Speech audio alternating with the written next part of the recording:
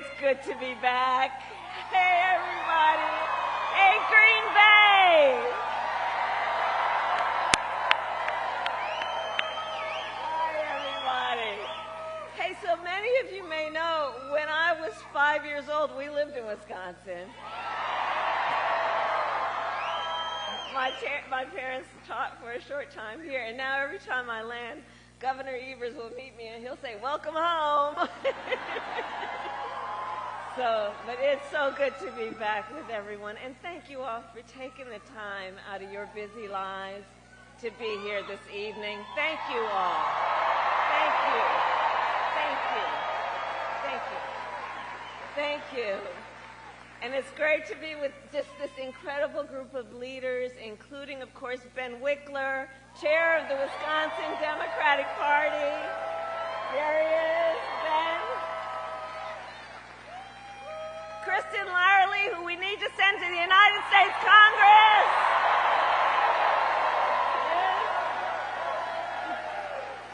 And Green Bay, let's re-elect someone who has spent her career fighting for Wisconsin families and manufacturing right here in Wisconsin, your Senator Tammy Baldwin.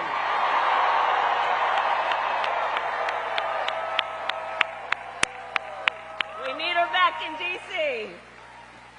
We are also joined by tribal leaders, including President Holsey, who is here from the Stockbridge-Muncie Band of Mohican Indians.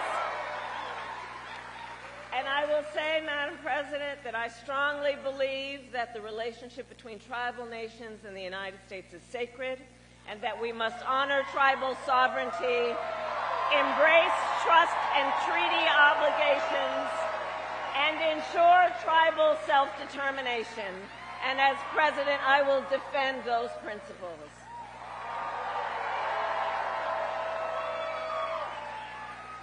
All right, Green Bay. So, Green Bay, we have 19 days until Election Day. 19 days. So we are entering the home stretch. And this is going to be a tight race until the very end. Look, we are the underdog, and that's why we are, and I am campaigning to earn every single vote, because I intend to be a president for all Americans.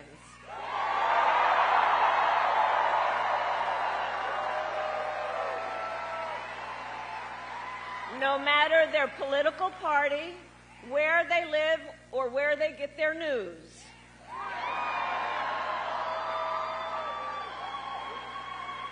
On that point, last night you may have seen that I went on Fox News.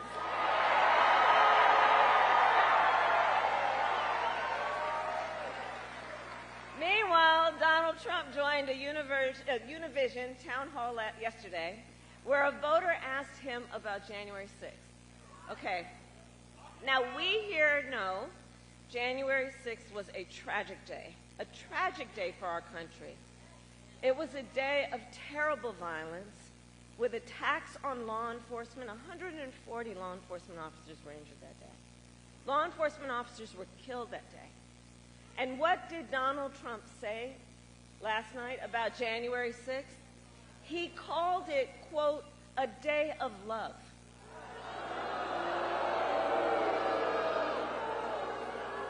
And we are all clear. The American people are exhausted with his gaslighting. Exhausted. Enough. Enough. We are ready to turn the page. Turn the page.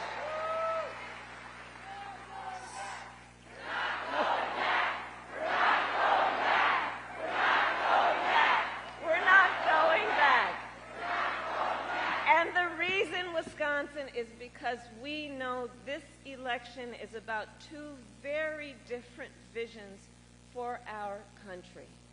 One that is focused on the past, his, and ours that is focused on the future. On the future. Because we know America is ready for a new way forward, ready for a new, optimistic generation of leadership. All of us which is why Democrats and Republicans and independents are supporting our campaign. In fact, yesterday, over 100 Republican leaders from across the country joined me on the campaign trail.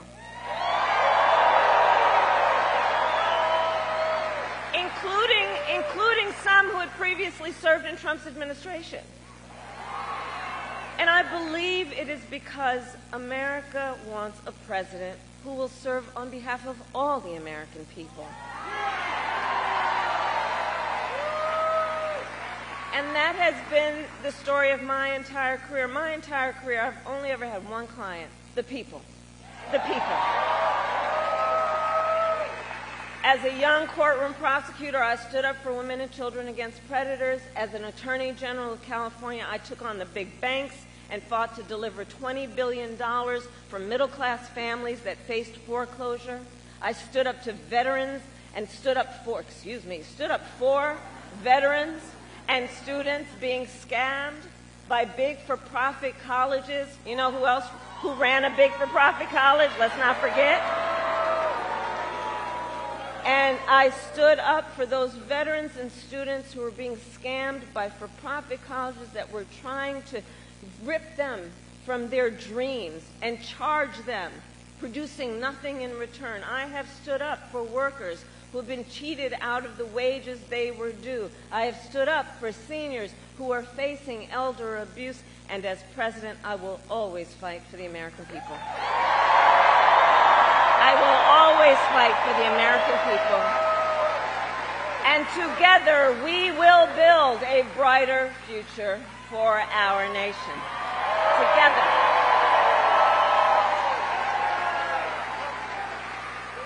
And it's a future where we build what I call an opportunity economy, where America has an opportunity to do for our people what we know is part of our ambition, our dreams, our aspirations. An opportunity economy where everyone has an opportunity to own a home, to build wealth, to start a business. Under my plan, we will bring down the cost of housing, including with a $25,000 down payment assistance so you can just get your foot in the door. You'll do the hard work of saving up and paying that mortgage, but let's be honest. You know, the American dream, well, that was real for generations past, but not so much within the reach of people right now. And we got to deal with the real challenges that people are facing right now if we're going to invest in the future. Part of my plan is about helping entrepreneurs start and grow small businesses.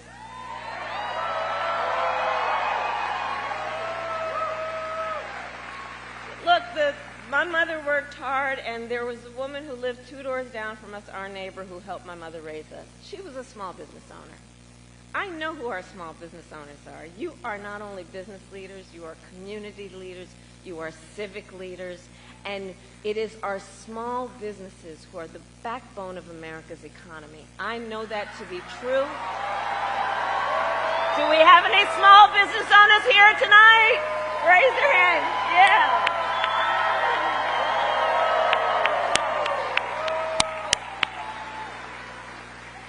Under my plan, we will expand Medicare to cover home health care for seniors. Again, this is based on what I personally know. So look, when my mother was sick, I took care of her. And one of the things for anyone who is in that situation, or has been, you know what it's like. It's about cooking for folks in a way that hopefully they'll want to eat. It's about trying to find the clothes that won't be too rough on their skin. It's about trying to, from time to time, think of something that can put a smile on their face or make them laugh. It's about dignity. It's about dignity. But the reality is, it is expensive if you don't have the ability to do it. It is expensive to try and bring somebody in, and far too many people then have to quit their job to try and take care of their elder relatives. And that's not right. That's not right. And so we also know there are so many people in what we call the sandwich generation, right, who are raising young children while you're taking care of your parents. And it's almost impossible to do it all. So my point is this. Either, under the current system, you pay down and lose all of your savings so you can qualify for Medicaid, or, you know what I'm saying, either you have to give it all up and to be able to qualify for Medicaid, or you're going to have to quit your job or somehow figure out how you can afford to bring in help. So my plan is that instead, we're going to have Medicare cover home health care for those who need it.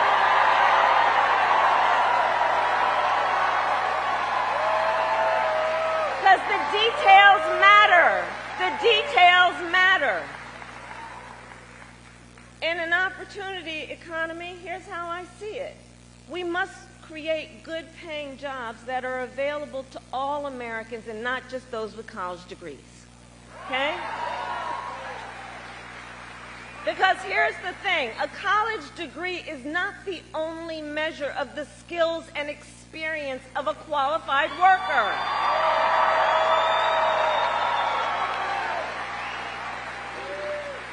Which is why, as president, I will get rid of unnecessary degree requirements for federal jobs, and I will challenge the private sector to do the same.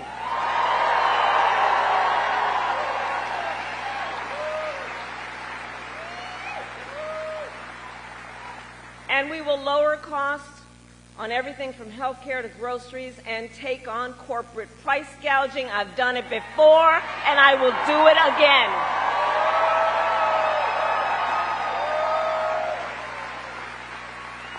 My plan will also give a middle-class tax cut to 100 million Americans, including $6,000 during the first year of your child's life. Because here's the thing.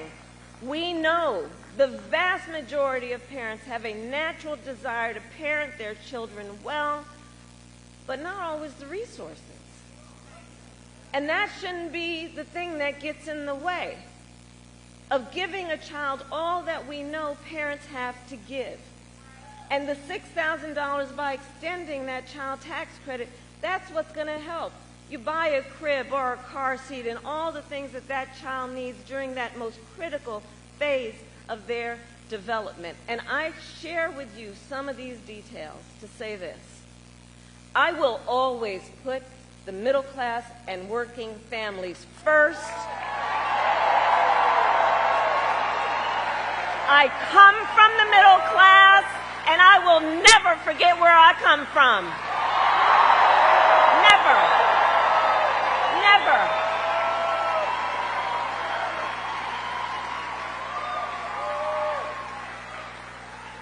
Now, Donald Trump has a different plan. Just Google Project 2025. You know, I mean, I keep saying this, but I can't believe they put that thing in writing.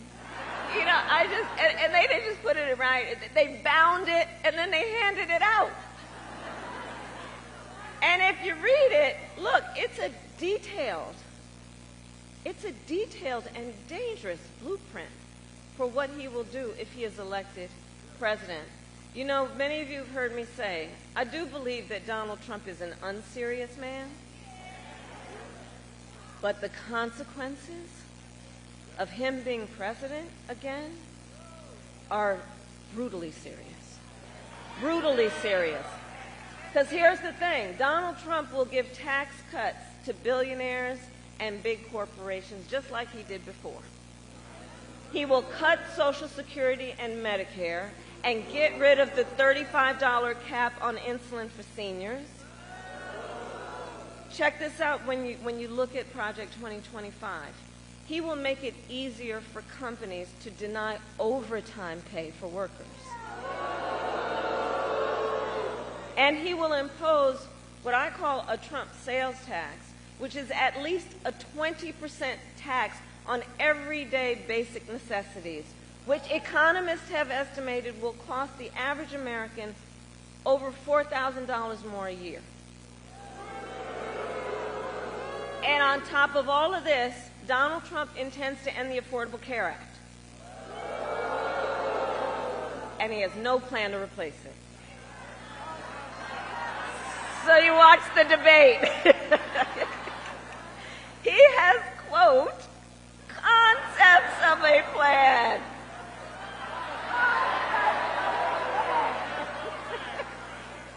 Come on.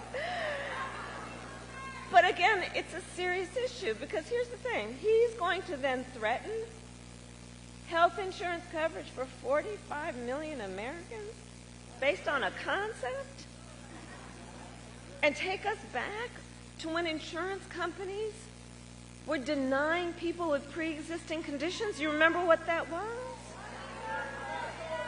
Well, we are not going back. We are not going back. We are not going back.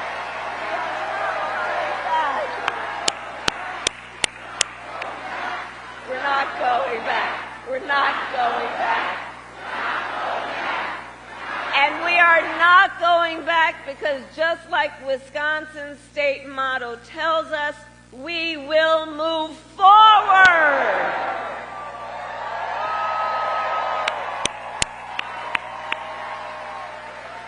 Because ours is a fight for the future, and it is a fight for freedom.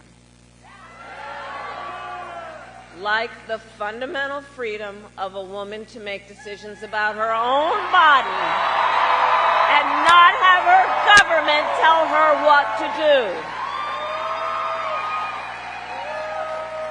And no matter how he'd like to gaslight us, we are clear about how we got here. Donald Trump hand-selected 3 members of the United States Supreme Court with the intention that they would undo the protections of Roe v. Wade, and they did as he intended. And now in America, 1 in 3 women live in a state with a Trump abortion ban. And you've heard the stories, awful stories, painful stories, of the experiences people have been having since that came down. I mean, think about it. Some of these states, there's no exception even for rape or incest, which means telling a survivor of a violation to their body that they have no right to make a decision about what happens to their body next. That's immoral. That's immoral. And let us agree, one does not have to abandon their faith or deeply held beliefs to agree the government should not be telling her what to do. Not the government.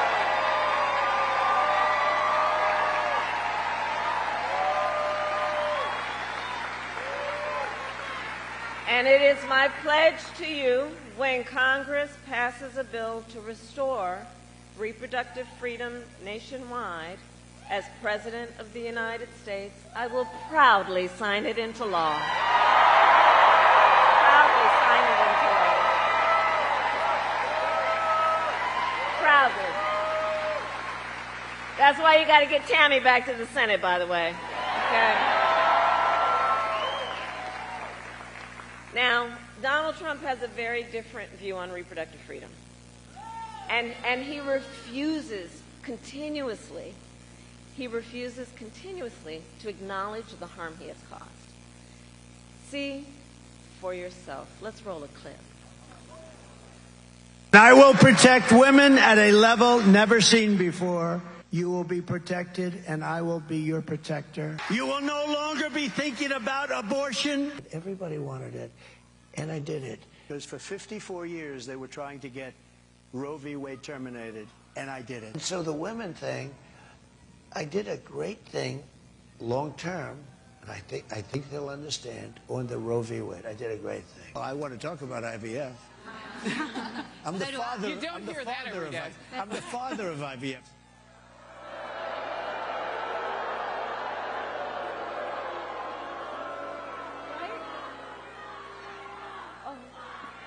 Okay. The courts will take care of that. Let's take care of November.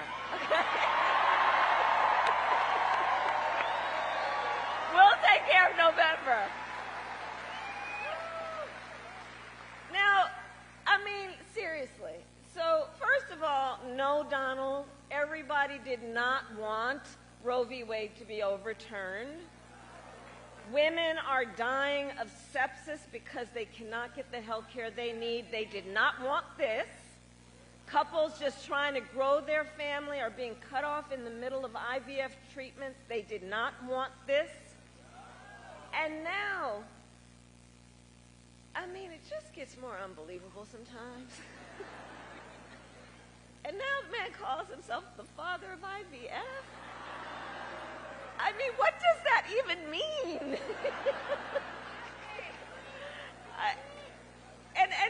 And all of that, well, he is the one who, by the way, is responsible for it being at risk in the first place. And what is sadly interesting, I think, is that when you listen to Donald Trump talk, it becomes increasingly clear, I think, he has no idea what he's talking about when it comes to the health care of women in America.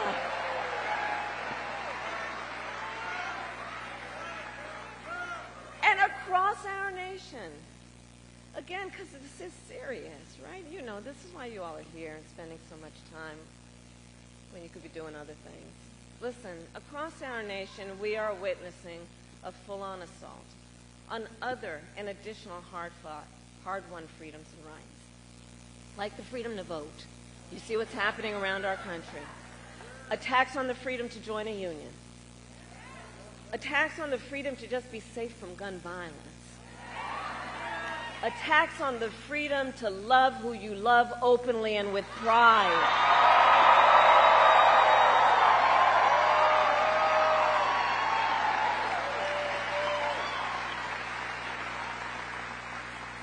So much is on the line in this election. And this is not 2016 and it's not 2020. The stakes are even higher. Because a few months ago, the Supreme Court told the former president that he is effectively immune no matter what he does in the White House. Now, just imagine Donald Trump with no guardrails. Think about that. He who has vowed, if reelected, he will be a dictator on day one. That he will weaponize the Department of Justice against his political enemies. He who calls Americans who disagree with him the enemy from within, and says that if reelected, he would use the military to go after them. He who has called for the, quote, termination of the Constitution of the United States. And let us be very clear. Someone who suggests we should terminate the Constitution of the United States should never again stand behind the seal of the President of the United States. Never again. Never again. Never again.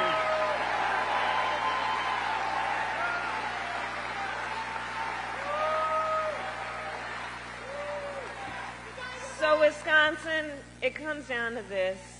I know we are all here together because we know what is at stake.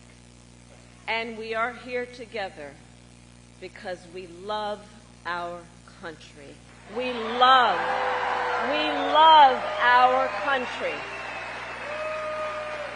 And I do believe it is one of the highest forms of patriotism, of an expression of the love of our country to then fight for its ideals and to fight to realize the promise of America.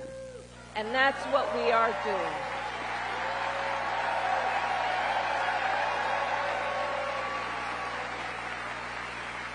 So election day is in 19 days. And here in Wisconsin, early voting starts next Tuesday, October 22nd. So now is the time to make your plan to vote. And if you have received your ballot in the mail, please do not wait. Fill it out and return it today. And remember, Wisconsin has same-day voter registration. So if, right? So if you are not registered to vote, you can register when you vote on Election Day or early. Because, folks, the election is here. And so we know we need to organize, we need to energize, we need to mobilize. And we got to remind everybody, your vote is your voice, and your voice is your power. In a democracy, it still remains true that each individual has the power. Each individual has the power to weigh in on this. And so, Wisconsin, today I ask you, are you ready to make your voices heard? Do we believe in freedom? Do we believe in opportunity? Do we believe in the promise of America? And are we ready to fight for it? And when we fight, we win! God bless you, and God bless the United States of America.